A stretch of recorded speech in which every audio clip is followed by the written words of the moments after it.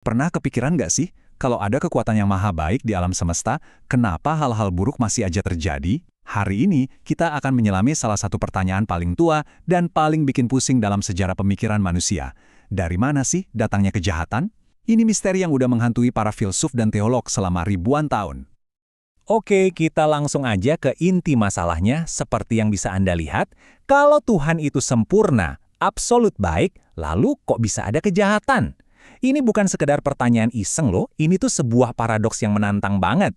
Nah, dalam beberapa menit ke depan, kita akan bongkar satu argumen teologis yang mencoba menawarkan jalan keluar dari dilema ini. Untuk memecahkan misteri ini, kita akan lewati 5 tahap.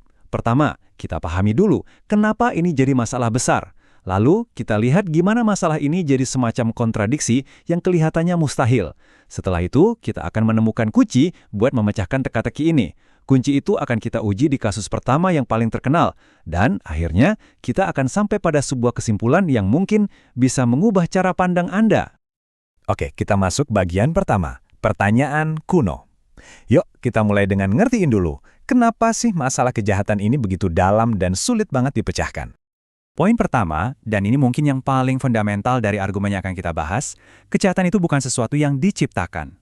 Justru kejahatan itu didefinisikan sebagai perampasan atau rusaknya sesuatu yang baik. Coba deh pikirin kayak gini. Gelap itu kan bukan sesuatu. Gelap itu cuma ketiadaan cahaya. Nah, konsep ini jadi fondasi untuk semua yang akan kita bahas setelah ini. Lanjut ke bagian 2, kontradiksi yang sempurna. Sekarang, ayo kita lihat gimana masalah ini seringkali disusun jadi teka-teki logika yang seolah-olah nggak ada jalan keluarnya.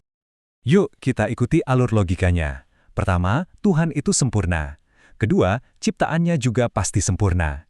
Ketiga, makhluk yang sempurna nggak mungkin bisa berbuat jahat.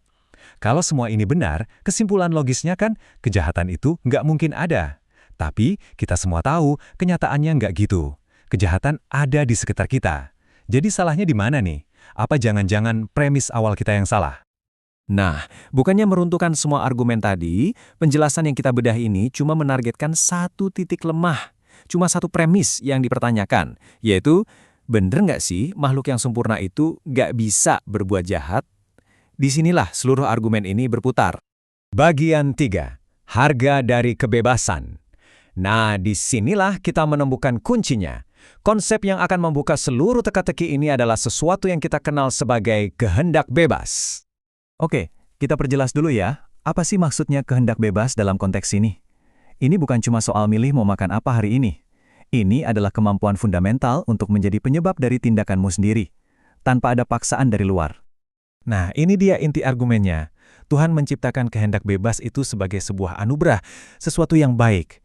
Tapi, kebebasan sejati untuk memilih yang baik secara logis harus menyertakan kemungkinan untuk memilih sebaliknya.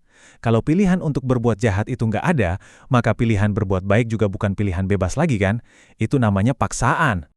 Coba lihat perbandingan ini. Ada dua jenis kebebasan yang berbeda. Di satu sisi, ada kebebasan dari kejahatan. Ini kondisi sempurna di mana berbuat dosa itu udah nggak mungkin lagi. Di sisi lain, ada kebebasan untuk memilih kejahatan. Ini kondisi kita sekarang. Tuhan sebetulnya bisa aja menciptakan kita langsung di kondisi pertama. Tapi kalau begitu, cinta dan kebaikan kita jadi nggak ada artinya. Kita cuma akan jadi robot yang udah diprogram untuk berbuat baik.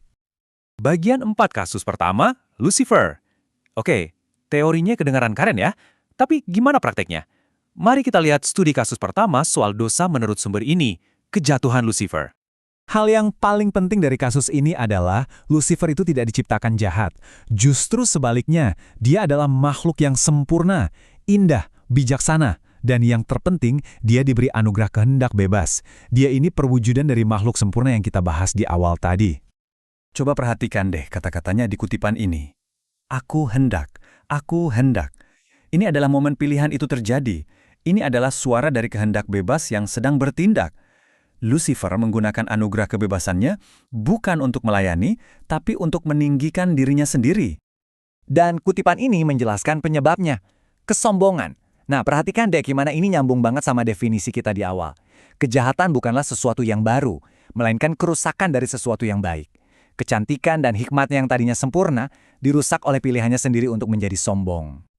Bagian 5. Sang Pencipta Dosa.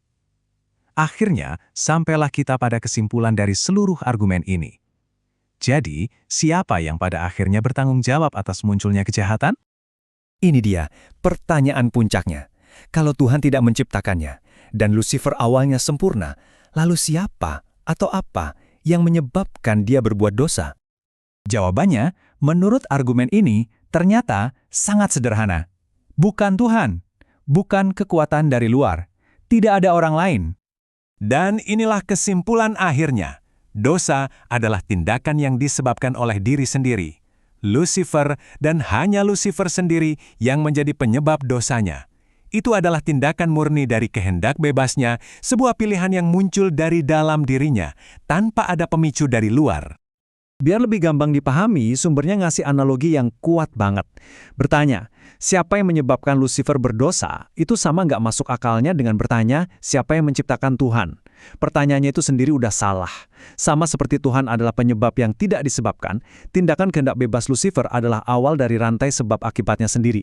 Dia adalah pembuat dosanya sendiri. Jadi, kita sudah melihat satu argumen teologis yang mencoba membebaskan Tuhan dari tanggung jawab atas kejahatan dengan meletakkannya sepenuhnya di pundak kehendak bebas. Ini membawa kita ke sebuah pertanyaan penutup untuk direnungkan. Jika kejahatan adalah hasil dari pilihan yang murni berasal dari diri kita sendiri, apa artinya ini bagi konsep tanggung jawab pribadi dan keadilan di dunia kita? Terima kasih sudah menyimak.